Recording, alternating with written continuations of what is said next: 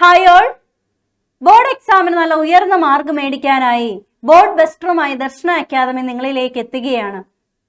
അതിൽ ദർശനയുടെ physics team cursory glance for stellar score എന്ന എയിമുമായി നിങ്ങളോടൊപ്പം ചേരുന്നു. അതിൽ ഇന്ന് നമ്മൾ ഡിസ്കസ് ചെയ്യുന്നത് ഏറ്റവും ഇമ്പോർട്ടൻ്റ് ആയിട്ടുള്ള വെയിറ്റേജ് കൂടുതലുള്ള 5 ചാപ്റ്ററുമായിട്ടാണ് നിങ്ങളിലേക്ക് ഞാൻ എത്തുന്നത്. അതിൻ്റെ സ്കോർ വെയിറ്റേജും കൂടി നമുക്കൊന്ന് മനസ്സിലാക്കാം. Electric charges and field score weight 5 ആണ്.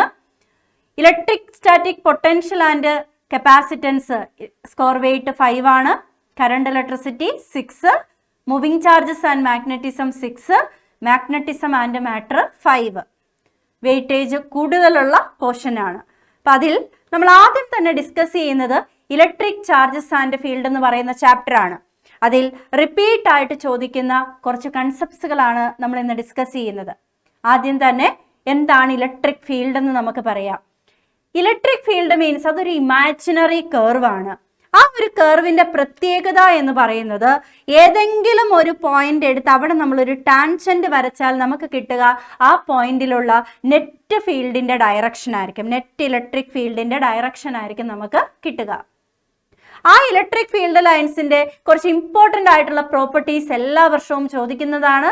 ഫസ്റ്റ് പ്രോപ്പർട്ടി എന്ന് പറയുന്നത് അത് പോസിറ്റീവ് ചാർജിൽ നിന്ന് തുടങ്ങി നെഗറ്റീവ് ചാർജിൽ എൻഡ് ചെയ്യുകയാണ് ചെയ്യുന്നത്. നമ്മളിവിടെ ഒരു പോസിറ്റീവ് ചാർജും ഇവിടെ ഒരു നെഗറ്റീവ് ചാർജും വരയ്ക്കുകയാണെങ്കിൽ ഇവിടെ പോസിറ്റീവ് ചാർജിൽ നിന്ന് തുടങ്ങി നെഗറ്റീവ് ചാർജിലേക്ക് എൻഡ് ചെയ്യുകയാണ് ചെയ്യുന്നത്. ഒരു പോസിറ്റീവ് ചാർജിൽ നിന്ന് ഫീൽഡ് ലൈൻസ് എപ്പോഴും പുറത്തേക്കും നെഗറ്റീവ് ചാർജിലേക്ക് ഫീൽഡ് ലൈൻ എപ്പോഴും ഇൻവേർഡുമായിരിക്കും എന്നുള്ള കാര്യം ഓർത്തിരിക്കുക. ഇലക്ട്രിക് ഫീൽഡ് ലൈൻസ് ഒരിക്കലും എന്ത് ചെയ്യത്തില്ല, ഇന്റർസെക്റ്റ് ചെയ്യത്തില്ല. കാരണം നമ്മൾ 2 ഫീൽഡ് ലൈൻസ് ഇവിടെ വരച്ചു. ലൈക്ക് ഇതേ 2 ഇലക്ട്രിക് ഫീൽഡ് ലൈൻസ്, ഇത് 1 എന്നും ഇത് 2 എന്നും നമ്മൾ എടുക്കുന്നു. അപ്പോൾ ഈ ഒരു പോയിന്റ് ഒന്ന് എടുത്തു നോക്കിയാൽ, ആ ഇന്റർസെക്റ്റ് ചെയ്യുന്ന പോയിന്റ് നമ്മൾ എടുത്തു നോക്കിയാൽ ഇവിടെ ടാൻജന്റ് വരയ്ക്കുമ്പോൾ ഇതായിരിക്കും നെറ്റ് ഫീൽഡിന്റെ ഡയറക്ഷൻ കിട്ടുക. ഇവിടെ ടാൻജന്റ് വരയ്ക്കുമ്പോൾ ഇതായിരിക്കും നമുക്ക് നെറ്റ് ഫീൽഡിന്റെ ഡയറക്ഷൻ കിട്ടുക. സോ ഒരിക്കലും ഒരു പോയിന്റിൽ നെറ്റ് ഫീൽഡിന് 2 ഡയറക്ഷൻ വരൂല. സോ നമുക്ക് ഉറപ്പായിട്ടും പറയാൻ പറ്റും ഇലക്ട്രിക് ഫീൽഡ് ലൈൻസ് ഒരിക്കലും എന്ത് ചെയ്യത്തില്ല, ഇന്റർസെക്റ്റ് ചെയ്യത്തില്ല. അതുപോലെ ഇലക്ട്രിക് ഫീൽഡ് ലൈൻസ് ഒരിക്കലും ഒരു ക്ലോസ്ഡ് ലൂപ്പ് ഫോം ചെയ്യത്തില്ല. നമ്മൾ പഠിച്ചിട്ടുണ്ട് അല്ലേ, മാഗ്നറ്റിസം ആൻഡ് മാറ്ററിൽ ബാർ മാഗ്നറ്റിന്റെ പ്രോപ്പർട്ടീസ് ഒക്കെ പറയുമ്പോൾ നോർത്ത് പോളും സൗത്ത് പോളും ഒക്കെ ഉണ്ട്. നോർത്ത് പോളിൽ നിന്ന് സൗത്ത് പോളിലേക്ക് വന്ന് ഇൻസൈഡിൽ സൗത്ത് ടു നോർത്ത് ആയിരിക്കും ഫീൽഡിന്റെ ഡയറക്ഷൻ എന്നും ഔട്ട്സൈഡിൽ നോർത്ത് ടു സൗത്ത് ആണ് ഫീൽഡിന്റെ ഡയറക്ഷൻ എന്നും നമുക്കറിയാം. സോ ഇവിടെ മാഗ്നറ്റിക് ഫീൽഡ് ലൈൻസ് ഒരു ക്ലോസ്ഡ് ലൂപ്പ് ആണ് എങ്കിൽ ഇലക്ട്രിക് ഫീൽഡ് ലൈൻസ് ഒരിക്കലും ഒരു ക്ലോസ്ഡ് ലൂപ്പ് ഫോം ചെയ്യത്തില്ല. അത് നെഗറ്റീവ് ചാർജിൽ നിന്ന് തുടങ്ങി പോസിറ്റീവ് ചാർജിൽ നിന്ന് തുടങ്ങി നെഗറ്റീവ് ചാർജിൽ എൻഡ് ചെയ്യുകയാണ് ചെയ്യുന്നത്. സോ ഈ ഒരു പ്രോപ്പർട്ടീസ് ഒക്കെ വളരെ ഇമ്പോർട്ടൻ്റ് ആണ്. ഒരു പോയിന്റ് ചാർജ് കാരണം, ക്യൂ എന്ന് പറയുന്ന ചാർജ് കാരണം r ഡിസ്റ്റൻസ് അകലെയുള്ള ഒരു പോയിന്റിലെ ഇലക്ട്രിക് ഫീൽഡ് നമ്മൾ കണ്ടുപിടിക്കുക. അപ്പം നമ്മൾ അവിടെ ആ ഒരു പോയിന്റിൽ ഒരു യൂണിറ്റ് ചാർജ് വെച്ചിട്ട് അവിടെ ഒരു ഫോഴ്സ്, ഇലക്ട്രിക് ഫോഴ്സ് നമ്മൾ കണ്ടുപിടിക്കുകയാണ് ചെയ്യുന്നത്. സോ ഇലക്ട്രിക് ഫോഴ്സും ഫീൽഡും തമ്മിലുള്ള റിലേഷൻ എന്ന് പറയുന്നത് F vector is equal to Q into E vector ആണ്. സോ ഫോഴ്സ് പെർ യൂണിറ്റ് ചാർജിനെ ഇലക്ട്രിക് ഫീൽഡ് എന്ന് നമുക്ക് പറയാം. സോ ഒരു Q എന്ന് പറയുന്ന ചാർജിൽ നിന്ന് r ഡിസ്റ്റൻസ് അകലെയുള്ള പോയിന്റിലെ ഇലക്ട്രിക് ഫീൽഡിന്റെ വാല്യൂ എന്ന് പറയുന്നത് 1/4πε0 Q ഡിവൈഡഡ് ബൈ r² ആണ്. അതിന്റെ ഡയറക്ഷൻ എന്ന് പറയുന്നത് നോക്കൂ, ഇലക്ട്രിക് ഫീൽഡിന്റെ പോസിറ്റീവ് ചാർജ് ആണ് എങ്കിൽ, ഒരു പോസിറ്റീവ് ചാർജ് ആണ് നമ്മൾ കൺസിഡർ ചെയ്യുന്നതെങ്കിൽ അവിടെ നിന്ന് ആ പോസിറ്റീവ് ചാർജ് കാരണം ഇവിടെയുള്ള ഫീൽഡിന്റെ ഡയറക്ഷൻ പുറത്തേക്കും, നമ്മൾ കൺസിഡർ ചെയ്യുന്നത് ഒരു നെഗറ്റീവ് ചാർജ് ആണ് എങ്കിൽ അവിടുന്ന് r ഡിസ്റ്റൻസിലുള്ള പോയിന്റിലെ ഇലക്ട്രിക് ഫീൽഡ് ആ നെഗറ്റീവ് ചാർജിലേക്കുമായിരിക്കും അതിന്റെ ഡയറക്ഷൻ വരിക എന്നുള്ളതും കൂടി ഓർത്തിരിക്കുക. SI unit of electric field ഞാനിപ്പോൾ പറഞ്ഞല്ലേ, ഫോഴ്സ് പെർ യൂണിറ്റ് ചാർജിനെ നമുക്ക് ഇലക്ട്രിക് ഫീൽഡ് എന്ന് പറയാം. ഫോഴ്സിന്റെ യൂണിറ്റ് എന്താണ്? ന്യൂട്ടൺ ആണ്. ചാർജിന്റെ യൂണിറ്റ് കൂളം ആണ്.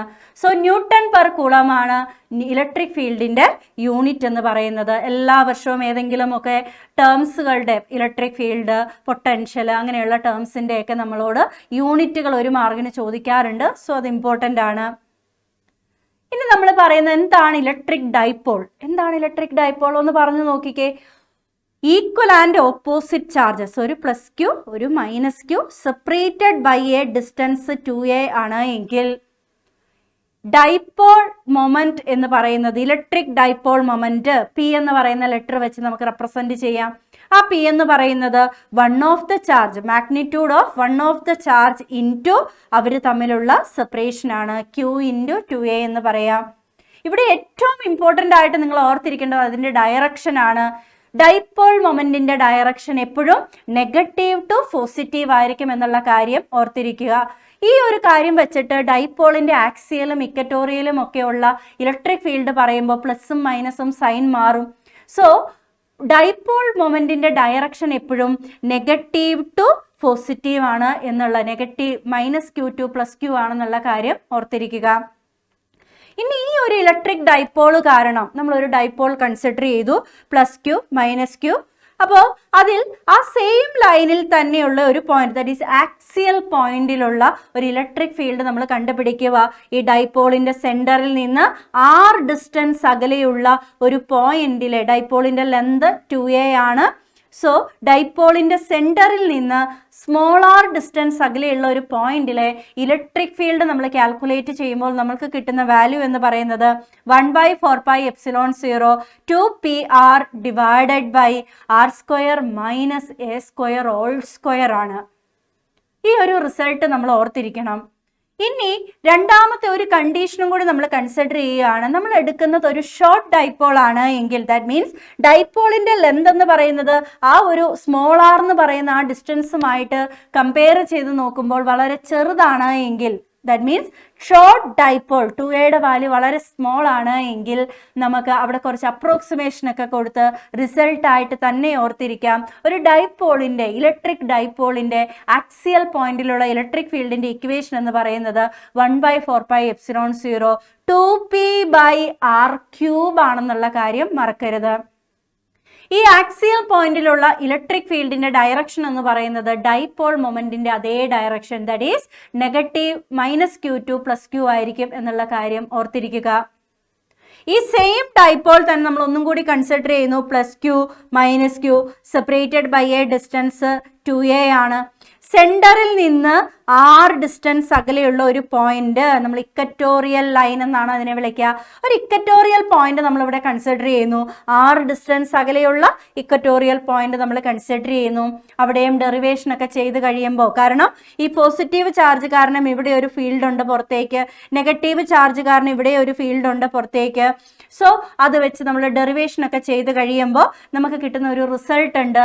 ആ ഇലക്ട്രിക് ഫീൽഡിന്റെ വാല്യൂ എന്ന് പറയുന്നത് 1/4πε0 p divided by r² plus a² whole raise to 3/2. പുറത്ത് കിടക്കുന്ന സൈൻ ഇമ്പോർട്ടൻ്റ് ആണ്. എന്ത് സൈൻ ആണ്? മൈനസ് സൈൻ ആണ്.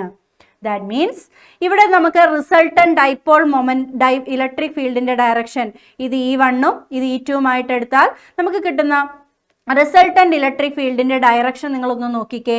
ഇവിടെ ഡൈപോൾ മൊമെന്റിന്റെ ഡയറക്ഷൻ ലെഫ്റ്റിൽ നിന്ന് റൈറ്റിൽ നിന്ന് ലെഫ്റ്റിലേക്കാണ്. നോക്കൂ, minus Q to plus Q ആണ് ഡൈപോൾ മൊമെന്റിന്റെ ഡയറക്ഷൻ എങ്കിൽ നെറ്റ് ഫീൽഡിന്റെ ഡയറക്ഷൻ അതിന് ഓപ്പോസിറ്റ് ആയിട്ടാണ് നമുക്ക് കിട്ടുക.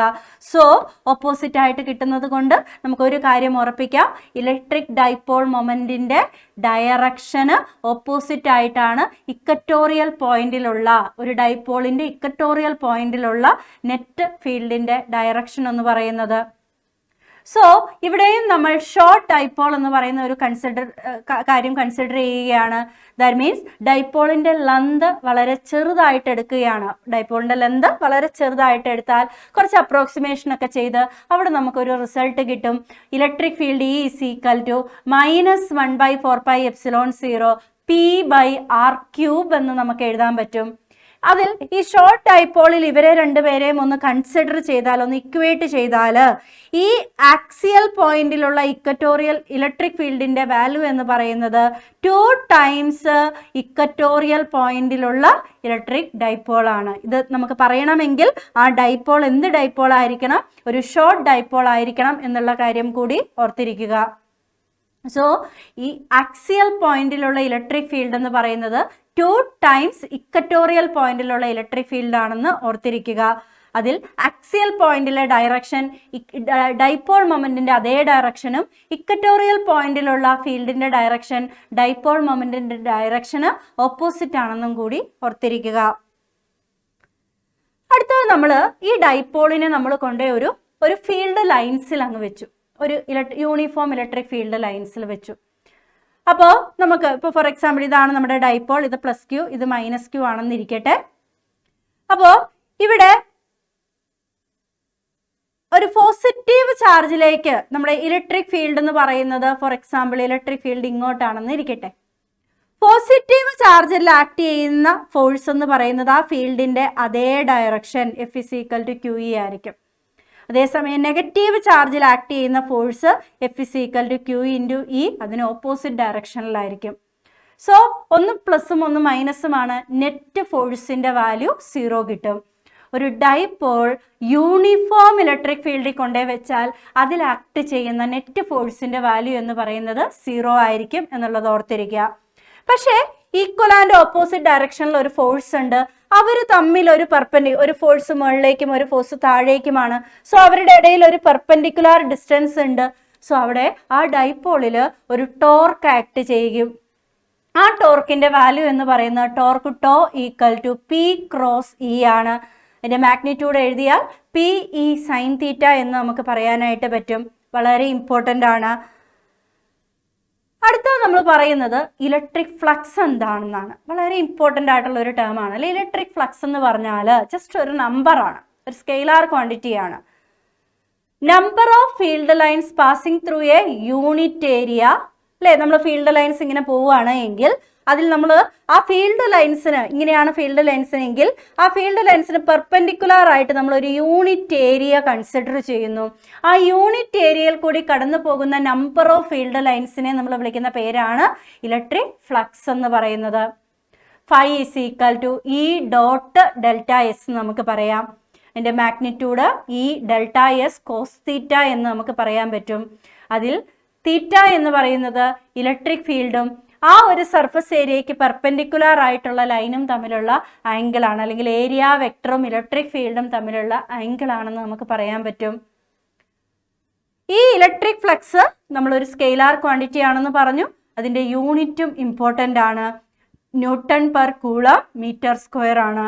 Newton/Coulomb അതെന്ന് പറയുന്നത് ഇലക്ട്രിക് ഫീൽഡിന്റെ യൂണിറ്റ് ആണ്. അത് യൂണിറ്റ് ഏരിയയിൽ കൂടി. സോ Newton/Coulomb m² ആയിരിക്കും ഇലക്ട്രിക് ഫ്ലക്സിന്റെ SI യൂണിറ്റ് എന്ന് പറയുന്നത്. അപ്പോൾ നിങ്ങളോട് ഇങ്ങനെ ഒരു ചോദ്യം ചോദിക്കുക, the number of electric field lines passing normally through unit area എന്ന് ചോദിച്ചാൽ നമ്മൾ ചാടി പറഞ്ഞോണം ആ ടേം എന്താണ്, ഇലക്ട്രിക് ഫ്ലക്സ് ആണെന്നുള്ള കാര്യം നമ്മൾ പറയണം. ആ ഇലക്ട്രിക് ഫ്ലക്സിനെ ബേസ് ചെയ്ത് നമ്മൾ ഗോസസ് തിയറം നമ്മൾ പറയുകയാണ്. ഗോസസ് ലോ പറഞ്ഞാൽ നമ്മളൊരു ക്ലോസ്ഡ് ഗോഷ്യൻ സർഫസ് നമ്മൾ കൺസിഡർ ചെയ്യുന്നു. അപ്പോൾ ഞാനിപ്പോൾ ഇങ്ങനെ കാണിച്ചതുപോലെ ക്ലോസ്ഡ് ഗോഷ്യൻ സർഫസ് സ്പെറിക്കൽ ആയിരിക്കണമെന്ന് നിർബന്ധമൊന്നുമില്ല. ഏതെങ്കിലും ഒരു സൈസിലോ ഷേപ്പിലോ ഉള്ള ഒരു ക്ലോസ്ഡ് സർഫസ് നമ്മൾ കൺസിഡർ ചെയ്യുന്നു. ക്ലോസ്ഡ് ആയിരിക്കണം, ക്ലോസ്ഡ് സർഫസ് ആയിരിക്കണം. ആ ക്ലോസ്ഡ് സർഫസിൻ്റെ ഉള്ളിലുള്ള ടോട്ടൽ ചാർജ് Q ആണെന്നിരിക്കട്ടെ എങ്കിൽ അവിടെ ഉള്ള ടോട്ടൽ ഫ്ലക്സിന്റെ വാല്യൂ എന്ന് പറയുന്നത് ആ എൻക്ലോസ് ചെയ്തിരിക്കുന്ന ചാർജ് Q / ε0 ആണ്. അപ്പോൾ ഫ്ലക്സ് Phi = Q/ε0 എന്ന് നമുക്ക് പറയാം. അല്ലെങ്കിൽ ഇൻറ്റഗ്രൽ E.ds ഫ്ലക്സ് ആണ്, that is equal to Q/ε0 ആണ്. അപ്പോൾ നമ്മൾ ഒരു ഗോഷ്യൻ സർഫസ് ഇതേ ഇങ്ങനെ കൺസിഡർ ചെയ്തു. Q1, Q2, -Q3, Q4 കുറേ 4 ചാർജ് ഞാനിവിടെ കാണിച്ചിട്ടുണ്ട്. അതിൽ ഈ ഇലക്ട്രിക് ഫീൽഡിന് കാരണം ഈ 4 ചാർജസുമാണ്. Q1, Q2, Q3, Q4 ഉണ്ട്. പക്ഷേ ആ ഫ്ലക്സ് നമ്മളിപ്പോൾ എഴുതിയിരിക്കുന്ന ഗോഷ്യൻ തിയറം വെച്ചിട്ട് അല്ലെങ്കിൽ ഗോസസ് ലോ വെച്ചിട്ട് നമ്മൾ എഴുതിയിരിക്കുന്ന ഈ ഫ്ലക്സ് Phi = ഈ Q എന്ന് പറയുന്നത് ആ ക്ലോസ്ഡ് സർഫസിൽ എൻക്ലോസ് ചെയ്തിരിക്കുന്ന ചാർജ് മാത്രമാണ്. ഇവിടെ നമ്മൾ എഴുതിയാൽ ആ ചാർജിനെ നമുക്ക് Q1 + Q2 - Q3 / ε0 എന്ന് നമുക്ക് എഴുതാനായിട്ട് പറ്റും.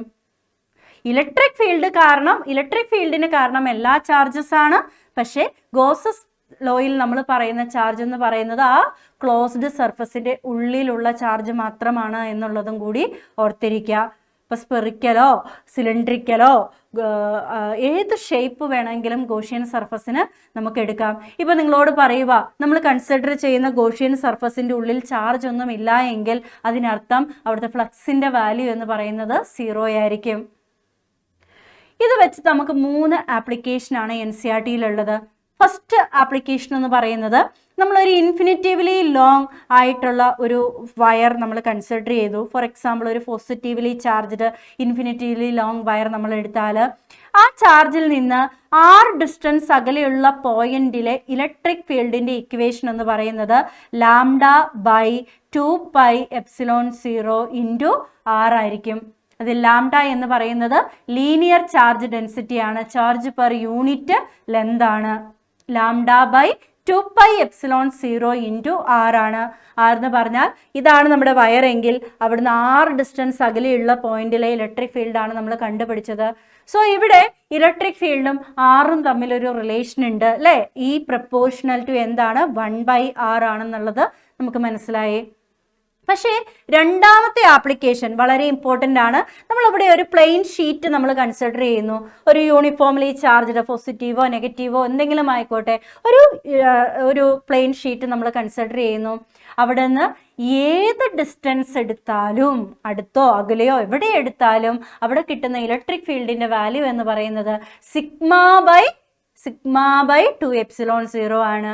സിഗ്മ എന്ന് പറയുന്നത് നമുക്കറിയാം സർഫസ് ചാർജ് ഡെൻസിറ്റി ആണ്, ചാർജ് പെർ യൂണിറ്റ് ഏരിയ ആണെന്ന് നമുക്കറിയാം. So electric field E is equal to σ/2ε0. ഇവിടെ ഏറ്റവും ഹൈലൈറ്റ് ചെയ്ത് നിങ്ങൾ ഓർത്തിരിക്കേണ്ടത് ഇവിടെ ഇലക്ട്രിക് ഫീൽഡിന്റെ വാല്യൂ ഡിസ്റ്റൻസുമായിട്ട് ഒരു റിലേഷനും ഇല്ല. ഏത് ഡിസ്റ്റൻസ് എടുത്താലും ഇലക്ട്രിക് ഫീൽഡിന്റെ വാല്യൂ കോൺസ്റ്റന്റ് ആയിരിക്കും. അതിന്റെ വാല്യൂ എന്ന് പറയുന്നത് σ/2ε0. ഇവിടെ തൊട്ടു മുമ്പ് ലാംഡ ആയിരുന്നു. ലാംഡ എന്തായിരുന്നു? ചാർജ് പെർ യൂണിറ്റ് ലെന്ത് ആയിരുന്നു. ദാറ്റ് ഈസ് സിഗ്മ എന്ന് പറയുന്നത് ചാർജ് പെർ യൂണിറ്റ് ഏരിയ ആണ്. ഓക്കെ, എങ്കിൽ മൂന്നാമത്തെ ആപ്ലിക്കേഷൻ വളരെ ഇമ്പോർട്ടൻ്റ് ആയിട്ടുള്ള ഒരു ആപ്ലിക്കേഷനാണ്.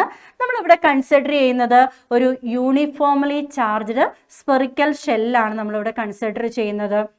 ഒരു ഷെല്ല് നമ്മൾ കൺസിഡർ ചെയ്യുന്നു. ഓക്കെ, അതിൻ്റെ റേഡിയസ് എന്ന് പറയുന്നത് ക്യാപിറ്റൽ R ആണെന്നിരിക്കട്ടെ. സോ നമ്മൾ ഔട്ട്സൈഡിലുള്ള ഒരു പോയിന്റ് എടുത്താൽ, ആ ഷെല്ലിൻ്റെ സർഫസിൽ നിന്നും പുറത്തുള്ള ഒരു പോയിന്റ് എടുത്താൽ അവിടെയുള്ള ഇലക്ട്രിക് ഫീൽഡിൻ്റെ വാല്യൂ എന്ന് പറയുന്നത് 1/4πε0 Q/r² ആയിരിക്കും. അതേസമയം ഏറ്റവും ഇമ്പോർട്ടൻ്റ് ആയിട്ടുള്ള കാര്യം ഇൻസൈഡിൽ സ്മോൾ ആറിൻ്റെ വാല്യൂ. ഇപ്പോൾ ഈ പോയിന്റ് വരെയുള്ള ഡിസ്റ്റൻസിന് നമ്മൾ സ്മോൾ ആർ എന്നാണ് വിളിക്കുക. സോ ഇൻസൈഡിലുള്ള ഒരു പോയിന്റ് ആണെങ്കിൽ ദാറ്റ് ഈ സ്മോൾ ആറിൻ്റെ വാല്യൂ ക്യാപിറ്റൽ ആറിനേക്കാൾ കുറവാണ് എങ്കിൽ, small R less than capital R ആണ് എങ്കിൽ അതിനർത്ഥം ഷെല്ലിൻ്റെ ഇൻസൈഡിലുള്ള പോയിന്റിലുള്ള ഇലക്ട്രിക് ഫീൽഡാണ് നമ്മൾ കണ്ടുപിടിക്കുക. ആ ഇലക്ട്രിക് ഫീൽഡിൻ്റെ വാല്യൂ എപ്പോഴും 0 ആയിരിക്കും. വളരെ ഇമ്പോർട്ടൻ്റ് ആണ്.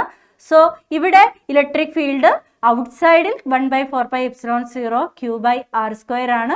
ഇൻസൈഡിലുള്ള ഇലക്ട്രിക് ഫീൽഡിൻ്റെ വാല്യൂ 0 ആണെന്നും ഓർത്തിരിക്കാം. ഗോസസ് ലോ അതിൻ്റെ 3 ആപ്ലിക്കേഷൻ.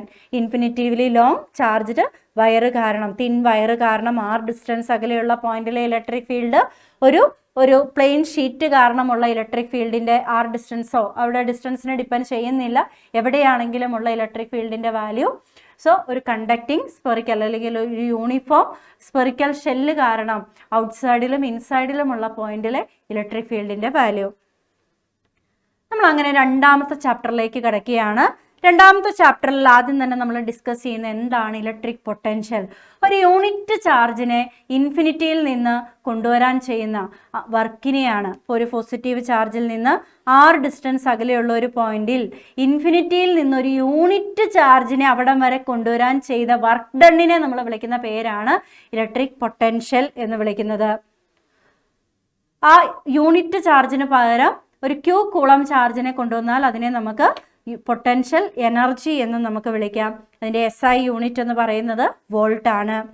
സോ ഒരു Q എന്ന് പറയുന്ന ചാർജ് അവിടുന്ന് r ഡിസ്റ്റൻസ് അകലെയുള്ള പോയിന്റിലെ ഇലക്ട്രിക് ഫീൽഡ് നമ്മൾ കൺസിഡർ ചെയ്താൽ Q എന്ന് പറയുന്ന ചാർജ് അവിടുന്ന് r ഡിസ്റ്റൻസ് അകലെയുള്ള പോയിന്റിലെ പൊട്ടൻഷ്യലിന്റെ വാല്യൂ എന്ന് പറയുന്നത് 1/4πε0 Q ഡിവൈഡഡ് ബൈ r ആയിരിക്കും എന്നുള്ളത് ഓർത്തിരിക്കുക. അവിടെ Qവും rഉം തമ്മിൽ ഇൻവേഴ്സ്ലി പ്രൊപ്പോർഷണൽ ആണ്. അതിന്റെ ഗ്രാഫും ഇമ്പോർട്ടൻ്റ് ആണ്. ഇനി നമ്മൾ അടുത്ത പറയുന്നത് ഒരു ഡൈപോൾ. നമ്മൾ തൊട്ട് മുമ്പ് ഡൈപോളിന്റെ ഇക്വറ്റോറിയൽ ആക്സിയൽ പോയിന്റിലും ഇക്വറ്റോറിയൽ പോയിന്റിലുമുള്ള ഫീൽഡ് നമ്മൾ പറഞ്ഞു. ഈ സെയിം തന്നെ ആക്സിയൽ പോയിന്റിലും ഇക്വറ്റോറിയൽ പോയിന്റിലുമുള്ള പൊട്ടൻഷ്യൽ നമ്മളൊന്ന് പറഞ്ഞു നോക്കുക. സോ ഒരു ഡൈപോൾ r ഡിസ്റ്റൻസ് അകലെയുള്ള പോയിന്റിൽ അല്ലെ ജനറൽ ആയിട്ടുള്ള ഒരു പോയിന്റിലെ പൊട്ടൻഷ്യൽ എന്ന് പറയുന്നത് 1/4πε0 p cos θ divided by r² ആണ്.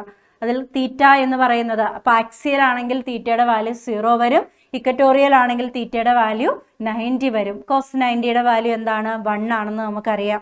കോസ് 90യുടെ വാല്യൂ എന്താണ്? 0 ആണ്. സോ ഒരു ഇക്വറ്റോറിയൽ പോയിന്റിലുള്ള ഇലക്ട്രിക് ഫീൽഡിന്റെ വാല്യൂ എപ്പോഴും എന്തായിരിക്കും? 0 ആയിരിക്കും എന്നുള്ളത് ഓർത്തിരിക്കുക. അതേസമയം ആക്സിയൽ പോയിന്റിലുള്ള electric field 1/4πε0 p divided by r² ആണ്. സോ ഇവിടെ പോയിന്റ് ചാർജ് കാരണമുള്ളത് v പ്രപ്പോർഷണൽ ടു 1/r ആണെങ്കിൽ ഡൈപോള് കാരണം ഇക്വറ്റോറിയൽ പോയിന്റിൽ 0 ആണ്. പക്ഷേ ആക്സിയൽ പോയിന്റിൽ v പ്രപ്പോർഷണൽ ടു 1/r² ആണെന്നുള്ള കാര്യം നമ്മൾ ഓർത്തിരിക്കണം. ഇനി നമ്മളിവിടെ ഒരു സ്പെറിക്കൽ കണ്ടക്ടിങ് ഷെല്ല് കൺസിഡർ ചെയ്യുക. അപ്പോൾ നമ്മൾ ഈ ഗ്രാഫുകളൊക്കെ വളരെ ഇമ്പോർട്ടൻ്റ് ആണ്. അപ്പോൾ സ്പെറിക്കൽ കണ്ടക്ടിങ് ഷെൽ എന്ന് പറയുമ്പോൾ സർഫസിലാണ് ചാർജ് ഉള്ളത്, ഇൻസൈഡിൽ ചാർജ് ഇല്ല. നമ്മൾ പറഞ്ഞിരുന്നു ഒരു കണ്ടക്ടിങ് അല്ലെങ്കിൽ ഒരു ഷെല്ലിൻ്റെ കേസിൽ ഇൻസൈഡിലുള്ള ഫീൽഡ് എന്താണ്? 0 ആണ്. സോ ഇലക്ട്രിക് ഫീൽഡ് എന്ന് പറയുന്നത് നെഗറ്റീവ് ഗ്രേഡിയൻ്റ് ഓഫ് പൊട്ടൻഷ്യൽ ആണ്. അപ്പോൾ നിങ്ങളൊന്ന് ആലോചിച്ച് നോക്കിയാൽ സ്പെറിക്കലിൻ്റെ ഇൻസൈഡിൽ ഫീൽഡ് 0 വരണമെങ്കിൽ ഈ പൊട്ടൻഷ്യലിൻ്റെ വാല്യൂ, കാരണം ഒരു കോൺസ്റ്റൻറ്റിനെ ഡിഫറൻസിയേഷൻ ചെയ്യുമ്പോഴാണ് നമുക്ക് 0 കിട്ടുക അല്ലേ? അപ്പോൾ ഇത്രേ ഉള്ളൂ. നമ്മുടെ സ്പെറിക്കൽ ഷെല്ലിൻ്റെ സർഫസിലുള്ള അതേ പൊട്ടൻഷ്യൽ എന്താണോ ആ സെയിം പൊട്ടൻഷ്യൽ തന്നെയായിരിക്കും ഇൻസൈഡിലുള്ള എല്ലാ പോയിന്റ്സിലും. അതാണ് ഇമ്പോർട്ടൻ്റ് ആയിട്ടുള്ള കാര്യം. സോ സർഫസിലുള്ള പൊട്ടൻഷ്യൽ 1/4πε0 Q/R ആണെങ്കിൽ ആ സെയിം വാല്യൂ തന്നെയായിരിക്കും ഇൻസൈഡിലുള്ള എല്ലാ പോയിന്റിലും. ഇൻസൈഡിൽ ഫീൽഡ് 0 ആണ്, പക്ഷെ പൊട്ടൻഷ്യലിൻ്റെ വാല്യൂ കോൺസ്റ്റൻ്റ് ആണ്. സോ അതിൻ്റെ ഗ്രാഫ് വളരെ ഇമ്പോർട്ടൻ്റ് ആണ്, അത് ഓർത്തിരിക്കുക. ഇനി എന്താണ് ഇക്വി പൊട്ടൻഷ്യൽ സർഫസ് എന്നാണ് നമ്മൾ പറയാൻ പോകുന്നത്. ഇപ്പം നമ്മൾ ഈ ഒരു സർഫസ് ഞാൻ ഇക്വി പൊട്ടൻഷ്യൽ സർഫസ് ആയിട്ട് എടുത്തു. ഈ സർഫസ് ഇക്വി പൊട്ടൻഷ്യൽ ആണെന്ന് പറഞ്ഞാൽ അതിനർത്ഥം ഇവിടെയുള്ള എല്ലാ പോയിന്റിലുമുള്ള പൊട്ടൻഷ്യലിൻ്റെ വാല്യൂ കോൺസ്റ്റൻ്റ് ആയിരിക്കും. സോ ഒരു പോയിന്റിൽ നിന്ന് വേറൊരു പോയിന്റിലേക്ക് കൊണ്ടുവരാൻ ചെയ്യുന്ന ആ ചാർജിനെ കൊണ്ടുവരാൻ ചെയ്യുന്ന വർക്ക് ഡണ്ണിൻ്റെ വാല്യൂ അവിടെ എന്തായിരിക്കും? 0 ആയിരിക്കും. സോ ഇക്വി പൊട്ടൻഷ്യൽ സർഫസ് എപ്പോഴും ഫീൽഡ് ലൈൻസിന് പെർപെൻഡിക്കുലർ ആയിരിക്കും. നോക്കിക്കേ, ഫീൽഡ് ലൈൻസ്, ഈ പേനയാണ് ഫീൽഡ് ലൈൻസ് എങ്കിൽ അതിന് പെർപെൻഡിക്കുലർ ആയിട്ടായിരിക്കും ഇക്വി പൊട്ടൻഷ്യൽ സർഫസ് വരിക എന്നുള്ള കാര്യം ഓർത്തിരിക്കുക. ഒരിക്കലും രണ്ട് ഇക്വി പൊട്ടൻഷ്യൽ സർഫസ് ഒരിക്കലും എന്ത് ചെയ്യത്തില്ല? ഇന്റർസെക്റ്റ് ചെയ്യത്തില്ല. അടുത്ത നമ്മൾ പറയുന്ന ടേം ഒരു കപ്പാസിറ്റൻസിൻ്റെ ഇക്വേഷൻ ആണ്. കപ്പാസിറ്റൻസ് ഓഫ് കണ്ടക്ടറിൻ്റെ കേസ് നമ്മൾ പറയുകയാണ്. സോ നമ്മളിപ്പോൾ ഒരു കണ്ടക്ടറിലേക്ക് ഒരു ചാർജ് അപ്ലൈ ചെയ്തു അല്ലേ, Q. ആ കൊടുക്കുന്ന ചാർജ് എന്ന് പറയുന്നത് അവിടെയുള്ള പൊട്ടൻഷ്യൽ, ചാർജ് കൊടുക്കുന്ന അനുസരിച്ച് അവിടുത്തെ പൊട്ടൻഷ്യൽ എന്ത് ചെയ്യും? ഇൻക്രീസ് ചെയ്യും. അല്ലെങ്കിൽ Q directly proportional to V ആണ്, അല്ലെങ്കിൽ Q is equal to CV, അല്ലെങ്കിൽ C is equal to Q/V എന്ന് നമുക്ക് പറയാം. സോ ആ constant of proportionality Q is equal to CV ആണ്, Z is equal to Q/V ആണ്.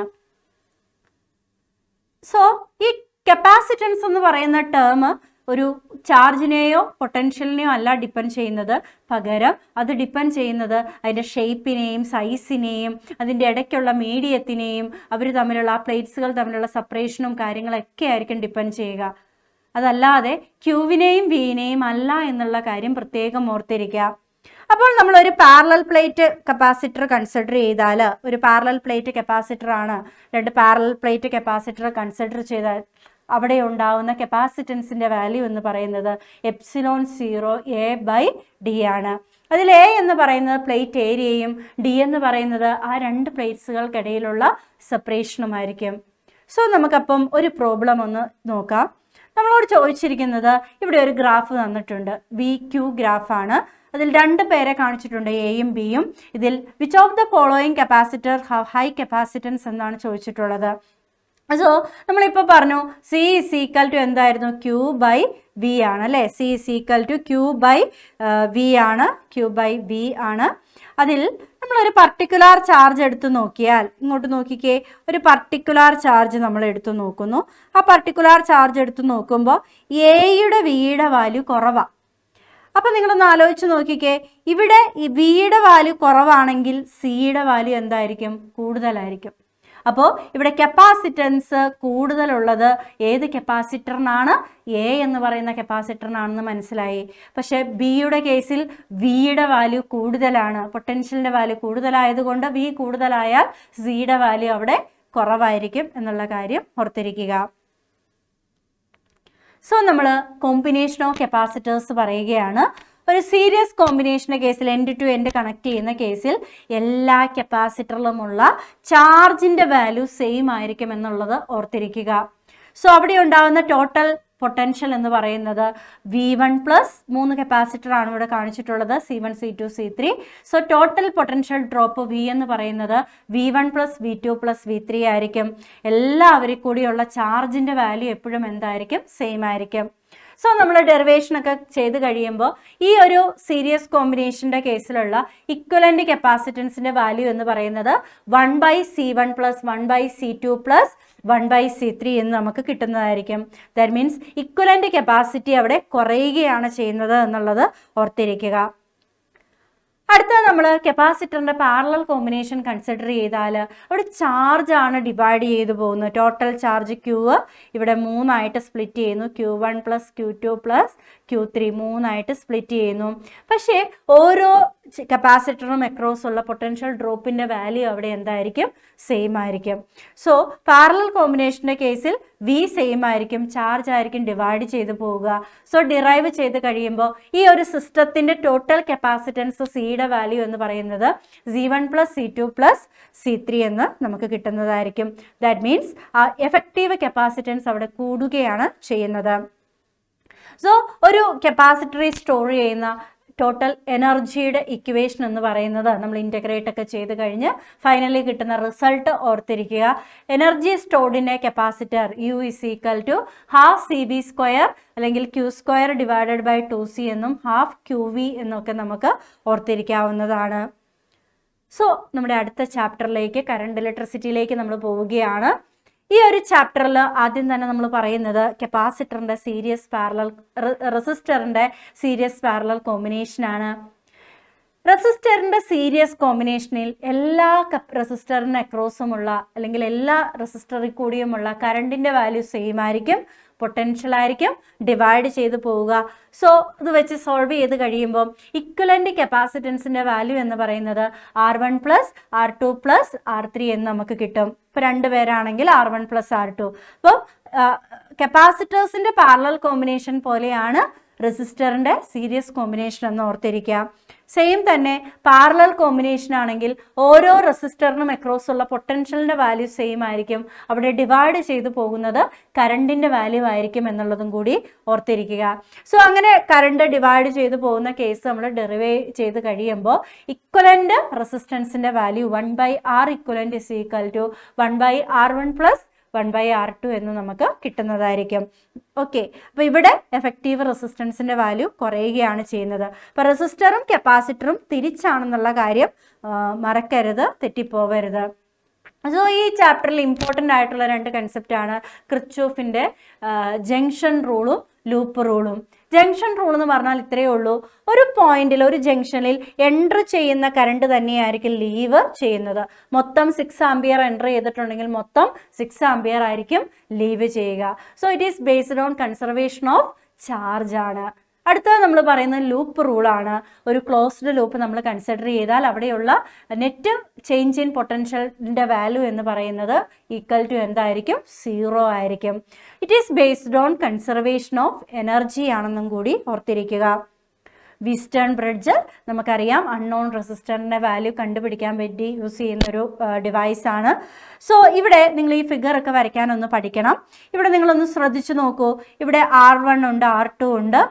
R3 എന്ന് പറയുന്നത് ഒരു വേരിയബിൾ റെസിസ്റ്റർ ആണെന്ന് കൺസിഡർ ചെയ്യുക. നമുക്ക് R4ൻ്റെ വാല്യൂ നമുക്ക് അറിയത്തില്ല. R4ൻ്റെ വാല്യൂ ആണ് നമുക്ക് കണ്ടുപിടിക്കേണ്ടത്. സോ ഈ R3നെ നമ്മൾ വേരി ചെയ്ത് പല വാല്യൂസ് ഇട്ടിട്ട് കൊടുത്ത് ഈ ഗാൽവനോമീറ്ററിൻ്റെ റീഡിങ് അവിടെ 0 കൊണ്ടുവരും.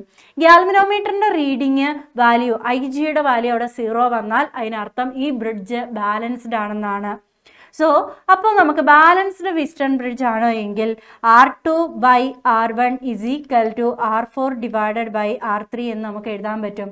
സോ അൺനോൺ ആയിട്ടുള്ള R4ന് നമുക്ക് R3 × R2/R1 എന്ന് നമുക്ക് ഈസി ആയിട്ട് കൂളായിട്ട് നമുക്ക് എഴുതാനായിട്ട് പറ്റും. സോ R3യുടെ വാല്യൂ വേരി ചെയ്ത് ഗ്യാൽവനോമീറ്ററിൻ്റെ വാല്യൂ ജിയുടെ വാല്യൂ IG-യുടെ വാല്യൂ 0 ആണെങ്കിൽ അതിനർത്ഥം ആ ഗ്യാൽവനോമീറ്റർ ബാലൻസ്ഡ് കണ്ടീഷനിലാണ് എന്നാണ് അർത്ഥം. സോ നമ്മുടെ അടുത്ത ചാപ്റ്ററിലേക്ക് നമ്മൾ പോവുകയാണ്. മൂവിങ് ചാർജസ് ആൻഡ് മാഗ്നറ്റിസം എന്ന് പറയുന്ന ചാപ്റ്ററിൽ ആദ്യം തന്നെ ഇലക്ട്രോസ്റ്റാറ്റിക്സിലെ ഗോസ്സ് ലോ പോലെ നമ്മളിവിടെ പറയുന്ന ആംപിയേഴ്സ് സർക്യൂട്ടൽ തിയറമാണ്. The line integral of magnetic field over a closed loop is equal to μ0 times current enclosed by the loop ആണ്. ഓക്കെ, അപ്പോൾ അതിൽ നമ്മൾ ഏറ്റവും ഇമ്പോർട്ടൻ്റ് ആയിട്ട് നമ്മൾ ഓർത്തിരിക്കേണ്ട ഒരു ആപ്ലിക്കേഷൻ എന്ന് പറയുന്നത്, നമ്മളിപ്പോൾ ഒരു വയർ കൺസിഡർ ചെയ്യുന്നു, ഒരു സോളിഡ് കണ്ടക്ടർ അല്ലെങ്കിൽ നമ്മളിവിടെ ഒരു വയർ കൺസിഡർ ചെയ്യുന്നു. ആ വയറിൻ്റെ റേഡിയസ് എന്ന് പറയുന്നത് A ആണെന്നിരിക്കട്ടെ. സോ നമുക്ക് ഔട്ട്സൈഡിലുള്ള ഒരു പോയിന്റിലെ ഈ മാഗ്നറ്റിക് ഫീൽഡ് നമ്മൾ ഡിറൈവ് ചെയ്യുമ്പോൾ നമുക്ക് കിട്ടുക μ0, നമുക്ക് ഔട്ട്സൈഡിലുള്ള പോയിന്റിലെ മാഗ്നറ്റിക് ഫീൽഡ് നമുക്ക് കിട്ടുക μ0I / 2πr എന്നാണ്. അവിടെ ഔട്ട്സൈഡിൽ നമുക്ക് ബിയും ആറും തമ്മിൽ ഇൻവേഴ്സ്ലി പ്രൊപ്പോർഷണൽ ആയിട്ടാണ് കിട്ടുക. അതേസമയം നമ്മൾ ഇൻസൈഡിലുള്ള ഒരു പോയിന്റ് നമ്മൾ എടുത്തു, അവിടെ സെൻട്രലിൽ നിന്ന് ആ പോയിന്റിലേക്കുള്ള ഡിസ്റ്റൻസ് 6 ആണ്. സോ ഇൻസൈഡിലുള്ള അപ്പോൾ എന്നാ സംഭവിക്കുന്നതെന്ന് വെച്ചാൽ നമ്മൾ ഗോഷ്യൻ സർഫസ് ഒക്കെ വരയ്ക്കുമ്പോൾ അതിൻ്റെ മൊത്തം കറണ്ട് അതിൻ്റെ ഉള്ളിൽ കൂടി പോകത്തില്ല, കുറച്ച് കറണ്ടേ പോകത്തുള്ളൂ. സോ അതൊക്കെ കണ്ടുപിടിച്ച് ഡെറിവേഷനൊക്കെ ചെയ്ത് കഴിയുമ്പോൾ നമുക്ക് നല്ലൊരു റിസൾട്ട് കിട്ടും. ഇൻസൈഡിലുള്ള പോയിന്റിലുള്ള മാഗ്നറ്റിക് ഫീൽഡിൻ്റെ ഇക്വേഷൻ എന്ന് പറയുന്നത് μ0I / 2πa² × ദാറ്റ് ഈസ് ഇൻസൈഡിൽ B ഡയറക്ട്ലി പ്രൊപ്പോർഷണൽ ടു ആറും ഔട്ട്സൈഡിൽ B proportional to 1/r. Graph വളരെ ഇമ്പോർട്ടൻ്റ് ആണ്, നോട്ട് ചെയ്തോളുക. ഓക്കെ, അടുത്തത് ഈ സെയിം തന്നെ നമ്മൾ ഡൈപോൾ ഫീൽഡ് എക്സ്റ്റേണൽ ഫീൽഡിൽ വെക്കുന്നത് പോലെ ഇവിടെയും നമ്മളൊരു ക്ലോസ്ഡ് ലൂപ്പ്, അത് സർക്കുലറോ സ്ക്വയറോ എന്ത് വേണമെങ്കിലും ആയിക്കോട്ടെ, ഒരു ക്ലോസ്ഡ് ലൂപ്പിൽ ആക്ട് ചെയ്യുന്ന നെറ്റ് ടോർക്കിൻ്റെ വാല്യൂ എന്ന് പറയുന്നത് കറണ്ട് ക്യാരി ചെയ്യുന്ന ഒരു ലൂപ്പ് മാഗ്നറ്റിക് ഫീൽഡിൽ വെക്കുമ്പോൾ അതിൽ ആക്ട് ചെയ്യുന്ന ടോർക്കിൻ്റെ ഇക്വേഷൻ എന്ന് പറയുന്നത് M×B ആണ്, MB sin θ ആണ്. സോ മൂവിങ് കോയിൽ ഗാൽവനോമീറ്ററിൻ്റെ കേസിൽ എപ്പോഴും നിങ്ങളുടെ മനസ്സിൽ വേണ്ടത് NI/AB = maximum torque condition = K∅ ആണ്. അതിൽ Φ/Iക്ക് ദാറ്റ് ഈസ് NAB/K അതിന് നമ്മൾ കറണ്ട് സെൻസിറ്റിവിറ്റി എന്നും Φ/Vക്ക് ദാറ്റ് ഈസ് Φ/I × R നമ്മൾ വോൾട്ടേജ് സെൻസിറ്റിവിറ്റി എന്നാണ് വിളിക്കുക. സോ ആ രണ്ട് ടേമുകളും ഇമ്പോർട്ടൻ്റ് ആണ്.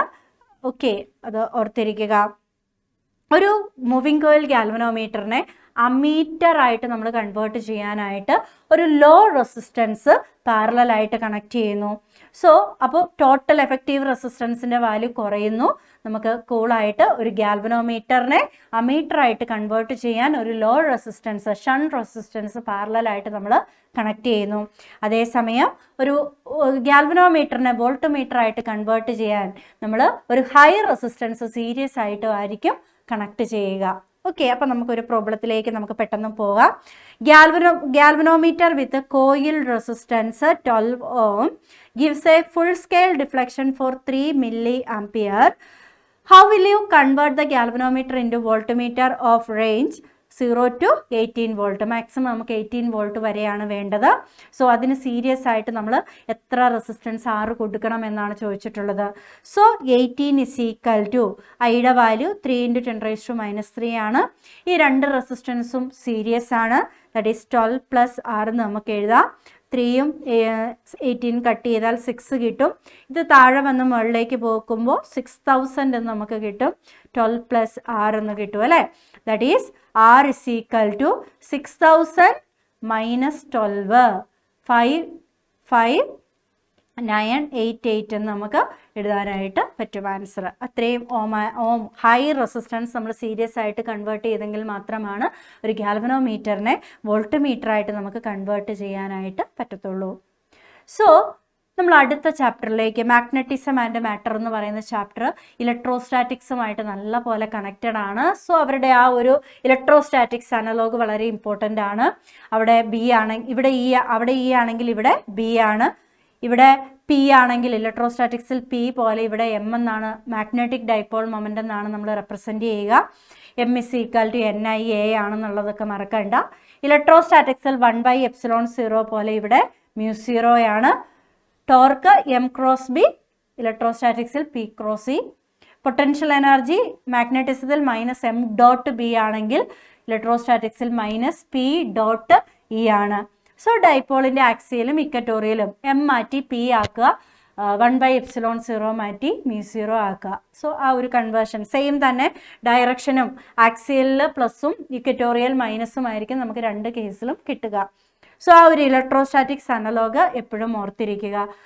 സോ മാഗ്നറ്റിക് ഫീൽഡ് ലൈൻസ് എപ്പോഴും ക്ലോസ്ഡ് ലൂപ്പ് ആയതുകൊണ്ട് നമ്മളൊരു ക്ലോസ്ഡ് സർഫസ് കൺസിഡർ ചെയ്താൽ, ഗോഷ്യൻ തിയറം നമ്മൾ കൺസിഡർ ചെയ്യുക, ഒരു ക്ലോസ്ഡ് സർഫസ് നമ്മൾ കൺസിഡർ ചെയ്താൽ എൻറ്റർ ചെയ്യുന്ന എല്ലാ ഫ്ലക്സും ലീവ് ചെയ്യുന്നത് കൊണ്ട് നെറ്റ് ഫ്ലക്സിൻ്റെ വാല്യൂ അല്ലെ ഫ്ലക്സിൻ്റെ വാല്യൂ എപ്പോഴും എന്തായിരിക്കും? 0 ആയിരിക്കും. സോ ഇൻറ്റഗ്രൽ B.dA = ഓൾവേസ് 0 ആയിരിക്കും. സോ ആ തിയറത്തിനെ നമുക്ക് ഗോസസ് ലോ ഇൻ മാഗ്നറ്റിസം എന്ന് നമുക്ക് പറയാനായിട്ട് പറ്റും. അടുത്ത കേസ് നമ്മുടെ different types of magnetic material ആണ്. ഡയ, പാര, ഫെറോയുണ്ട്. ഡയാമാഗ്നറ്റിക് മെറ്റീരിയലിൻ്റെ കൈയുടെ വാല്യൂ, മാഗ്നറ്റിക് സസെപ്റ്റിബിലിറ്റിയുടെ വാല്യൂ എപ്പോഴും സ്മോൾ ആൻഡ് നെഗറ്റീവ് ആയിരിക്കും.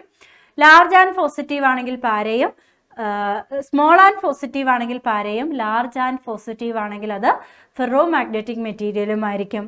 μR റിലേറ്റീവ് പെർമിയബിലിറ്റിയും കൈയും തമ്മിലൊരു റിലേഷൻ ഉണ്ട്. μR = 1 + കൈ.